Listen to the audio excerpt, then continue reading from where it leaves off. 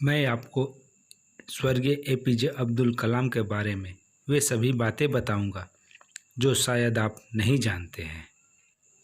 मैं आपको हमारे पूर्व राष्ट्रपति एपीजे अब्दुल कलाम के बारे में वे सभी बातें नहीं बताऊंगा जो शायद आप जानते हैं। दोस्तों नमस्कार, हमारे इस नए चैनल टुडेज व्यू पर आपका एक बार फिर स्वागत है। अगर अभी तक आपने हमारे चैनल को सब्सक्राइब नहीं किया है तो लाइक और सब्सक्राइब ज़रूर करें और अपने दोस्तों के साथ शेयर भी करें। अपनी ही सरकार के गिरने से पहले बीजेपी के तानों से तंग आकर कि वे एक कमज़ोर प्रधानमंत्री हैं, श्री इंद्र कुमार गुजराल ने तय किया कि वो भारत वासियों और दुनिया वालों को बताएंगे कि वो भारतीय सुरक्षा को कितनी ज़्यादा तरजीह देते हैं। उन्होंने मिसाइल मैन के नाम से मशहूर एपीजे अब्दुल कलाम को भारत रत्न से सम्मानित करने का फैसला लिया। इससे पहले 1952 में सीवी रमन के छोड़कर किसी वैज्ञानिक को इस पुरस्कार के लायक नहीं समझा गया था।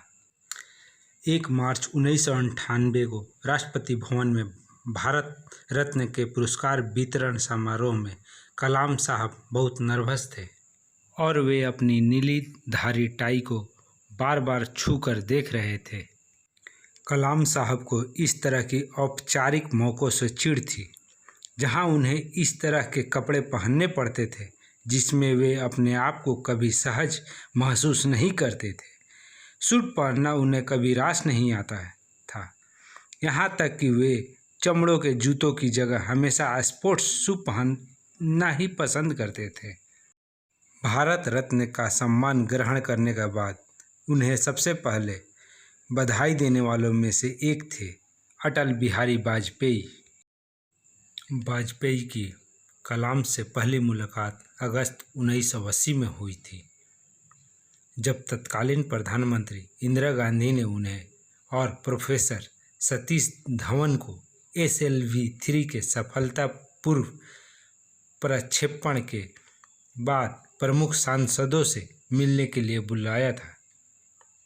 कलाम को जब इस आमंत्रण की भनक मिली तो वे घबरा गए और धवन से बोले, सर मेरे पास तो न सूट है और न ही जूते, मेरे पास ले दे कि मेरी चेपरू है। चप्पल के लिए तमिल शब्द चेपरू का इस्तेमाल करते हैं। तब सतीश धवन ने मुस्कुराते हुए उनसे कहा था, कलाम तुम पहले से ही सफलता के सूट पहने हुए हो, इसलिए हर हालत में वहां पहुंचो। इंदिरा गांधी ने कलाम का अटल बिहारी वाजपेयी से परिचय कराया तो उन्होंने कलाम से हाथ मिलाने के बजाय उन्हें गले लगा लिया। ये देखते ही इंदिरा गांधी शरारती ढंग से मुस्कुराती हुई और उन्होंने वाजपेयी की चुटकी लेते हुए कहा, अटल जी लेकिन कलाम मुसलमान है। तब वाजपेयी ने जवाब दिया, जी हाँ, लेकिन वो भारतीय पहले हैं और एक महान वैज्ञानिक हैं। 18 दिन बाद जब वाजपेयी दूसरी बार प्रधानमंत्री बने तो उन्होंने कलाम को अपने मंत्रिमंडल में शामिल होने का न्योता दिया। अगर कलाम इसके लिए राजी हो जाते तो वाजपेयी को न सिर्फ एक काबिल मंत्री मिलता बल्कि पूरे भारत के मुसलमानों को ये संदेश जाता कि उनकी बीजेपी की सरकार में अनदेखी नहीं की जाएगी। लेकिन कलाम साहब ने कोई जल्दीबाजी नहीं की। कलाम साहब ने इस प्रस्ताव पर पूरे एक दिन विचार किया। अगले दिन उन्होंने वाजपेयी से मिलकर बहुत विनम्रतापूर्वक इस पद को अस्वीकार कर दिया। उन्होंने कहा कि रक्षा शोध और परमाणु परीक्षण कार्यक्रम अपने अंतिम चरण में पहुंच रहा है। वो अपनी वर्तमान जिम्मेदारियों को निभाकर देश की बेहतर सेवा कर सकते हैं। 2 महीने बाद पोखरण में परमाणु विस्फोट के बाद यह स्पष्ट हो गया कि कलाम ने वो पद क्यों नहीं स्वीकार किया था। 10 जून 2002 को एपीजे अब्दुल कलाम को अन्ना विश्वविद्यालय के कुलपति डॉक्टर कलानिधि का संदेश मिला कि प्रधानमंत्री कार्यालय उनसे संपर्क स्थापित करने की कोशिश कर रहा है। इसलिए आप तुरंत कुलपति के दफ्तर चले आइए ताकि प्रधानमंत्री से आपकी बात हो सके। जैसे ही उन्हें प्रधानमंत्री कार्यालय से कनेक्ट किया गया, वाजपेयी फ़ोन पर आए और बोले, कलाम साहब, देश को राष्ट्रपति के रूप में आपकी ज़रूरत है। कलाम ने वाजपेयी को धन्यवाद दिया और कहा कि इस पेशकश पर विचार करने के लिए मुझे 1 घंटे का समय चाहिए। वाजपेयी ने कहा, आप समय ज़रूर ले लीजिए, लेकिन मुझे आपसे हाँ चाहिए, ना नहीं। शाम तक एनडीए के संयोजक जॉर्ज फर्नांडिस, संसदीय कार्य मंत्री प्रमोद महाजन, आंध्र प्रदेश के मुख्यमंत्री चंद्रबाबू नायडू और उत्तर प्रदेश के मुख्यमंत्री मायावती ने संयुक्त संवाददाता सम्मेलन आयोजित कर कलाम की उम्मीदवारी का ऐलान कर दिया। जब डॉक्टर कलाम दिल्ली पहुंचे तो हवाई अड्डे पर जॉर्ज फर्नांडिस ने उनका स्वागत किया। पर्चा भरते समय वाजपेयी ने उनके साथ मजाक किया कि आप भी मेरे तरह कुंवारे हैं, तो कलाम ने ठहाकों के बीच जवाब दिया, प्रधानमंत्री महोदय, मैं न सिर्फ कुंवारा हूँ बल्कि ब्रह्मचारी भी हूँ। कलाम के राष्ट्रपति बनने के बाद सबसे बड़ी समस्या ये आई कि वो पहनेंगे क्या। बरसों से नीली कमीज और स्पोर्ट्स शू पहन रहे कलाम के रूप में वो सब नहीं पहन सकते थे। राष्ट्रपति भवन का एक दर्जी था जिसने पिछले कई राष्ट्रपतियों के सूट सिले थे। एक दिन आकर उसने डॉक्टर कलाम की भी नाप ले डाली। कुछ ही दिनों बाद दर्जी कलाम के लिए 4 नए बंद गले के सूट सिलकर ले आया। कुछ ही मिनटों में हमेशा लापरवाही से पहनने वाले कलाम की काया ही बदल गई। लेकिन कलाम इससे खुश नहीं थे। उन्होंने कहा, मैं तो इसमें सांस ही नहीं ले सकता। क्या इसके कट में कोई परिवर्तन किया जा सकता है? परेशान दर्जी सोचते रहे कि क्या किया जाए। कलाम ने खुद ही सलाह दी कि इसे आप गर्दन के पास से थोड़ा काट दीजिए। इसके बाद से कलाम के इस सूट को कलाम सूट कहा जाने लगा। नए राष्ट्रपति को टाई पहनने से भी नफरत थी। बंद गले की सूट की तरह टाई से भी उनका दम घुटता था। कई बार उन्हें अपनी टाई से अपना चश्मा साफ करते हुए देखा गया। टाई पूरी तरह से उद्देश्यहीन वस्त्र है। कम से कम इसका कुछ तो इस्तेमाल कर सकते थे। वे कहा करते थे कि टाई पूरी तरह से उद्देश्यहीन वस्त्र है, कम से कम मैं इसका कुछ तो इस्तेमाल कर रहा हूँ। कलाम साहब इतनी व्यस्तता के बाद भी नियम से सुबह की नमाज जरूर पढ़ते थे। बहुत व्यस्त राष्ट्रपति होने के बावजूद कलाम अपने लिए कुछ समय निकाल ही लेते थे। उनको रुद्र वीणा बजाने का बहुत शौक था। वो वॉक भी करना बहुत पसंद करते थे, वो भी सुबह 10 बजे या दोपहर 4 बजे। वो अपना नाश्ता सुबह 10:30 बजे लेते थे, इसलिए उनके लंच में देरी हो जाती थी। उनका लंच दोपहर 4:30 बजे होता था और डिनर अक्सर रात 12 बजे के बाद। डॉक्टर कलाम धार्मिक मुसलमान थे और हर दिन सुबह यानी फज्र की नमाज पढ़ा करते थे। उन्हें कुरान और गीता पढ़ते हुए भी देखा गया। वे पक्के शाकाहारी थे और शराब से उनका दूर दूर का वास्ता नहीं था। पूरे देश में निर्देश भेज दिए गए थे कि वे जहाँ भी ठहरे और उन्हें सदा शाकाहारी खाना ही परोसा जाए।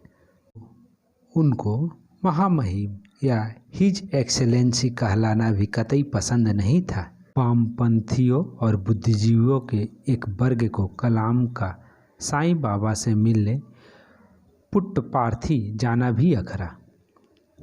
उनकी शिकायत थी कि वैज्ञानिक सोच की वकालत करने वाला शख्स ऐसा कर लोगों के सामने गलत उदाहरण पेश कर रहा है। क्या वे साधारण मनुष्य नहीं थे? क्या वैज्ञानिक सोच वाले भगवान को या गॉड को नहीं, अल्लाह को नहीं मानते? फिर ये शिकायत कैसी?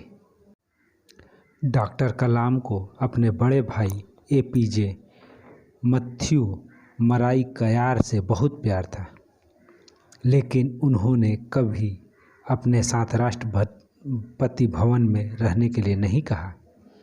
उनके भाई का पोता गुलाम मोइनुद्दीन उस समय दिल्ली में काम कर रहा था जब कलाम भारत के राष्ट्रपति थे, लेकिन वो तब भी मुनिरिका में किराए के एक मकान में रहा करता था। मई 2006 में कलाम ने अपने परिवार के करीब 52 लोगों को दिल्ली में आमंत्रित किया। ये लोग 8 दिन तक राष्ट्रपति भवन में रुके। कलाम ने उनके राष्ट्रपति भवन में रुकने का किराया अपनी जेब से दिया, यहाँ तक कि एक प्याली चाय का हिसाब रखा गया। वो लोग बस में अजमेर शरीफ भी गए, जिसका किराया कलाम ने भरा। उनके जाने के बाद कलाम ने अपने अकाउंट से 3,52,000 रुपये का चेक काट कर राष्ट्रपति भवन कार्यालय को भेजा। क्या पॉलिटिक्स में सब आज के डेट के राष्ट्रपति, उनके बाद के राष्ट्रपति प्रतिभा देवी सिंह पाटिल के बारे में आप सबको मालूम ही है उन्होंने क्या किया। दिसंबर 2005 में उनके बड़े भाई एपीजे मैथ्यू मराई कयार, उनकी बेटी नाजिमा और उनका पोता गुलाम हज करने मक्का गए। जब सऊदी अरब में भारत के राजदूत को इस बारे में पता चला तो उन्होंने राष्ट्रपति को फ़ोन कर परिवार को हर तरह की मदद देने की पेशकश की। कलाम का जवाब था, मेरा आपसे यही अनुरोध है कि मेरे 90 साल के भाई को बिना किसी सरकारी व्यवस्था के एक आम तीर्थयात्री की तरह हज करने दें। एक बार नवंबर 2002 में कलाम ने यह पूछा कि ये बताइए हम इफ्तार भोज का आयोजन क्यों करें? वैसे भी यहाँ आमंत्रित लोग खाते पीते लोग होते हैं, आप इफ्तार पर कितना खर्च करते हैं? राष्ट्रपति भवन के अतिथि विभाग को फ़ोन लगाया। उन्होंने बताया कि इफ्तार भोज में मोटे तौर पर 2.5 लाख रुपए का खर्च आता है। कलाम ने कहा, हम ये पैसा अनाथालय को क्यों नहीं दे सकते? आप अनाथालयों को चुनिए और ये सुनिश्चित करिए कि ये पैसा बर्बाद न जाए। राष्ट्रपति भवन की ओर से इफ्तार के लिए निर्धारित राशि से आटे, दाल, कंबलों, स्वेटरों का इंतजाम किया गया और उसे 28 अनाथालयों को बच्चों में बांटा गया।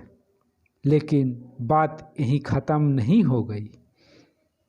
कलाम ने फिर बुलाया और जब वो कमरे में अकेले थे, उन्होंने कहा, ये सामान तो आपने सरकार के पैसे से खरीदवाया है, इसमें मेरा योगदान तो कुछ भी नहीं। मैं आपको 1 लाख रुपए का चेक दे रहा हूँ और उसका भी उसी तरह इस्तेमाल करिए जैसे आपने इफ्तार के लिए निर्धारित पैसे का किया है। लेकिन किसी को ये मत बताइए कि ये पैसे मैंने दिए। चलिए एक बार और उनके एक मज़ेदार कहानी मैं बताता हूँ कि डॉक्टर कलाम का मानवीय पक्ष कितना मजबूत था।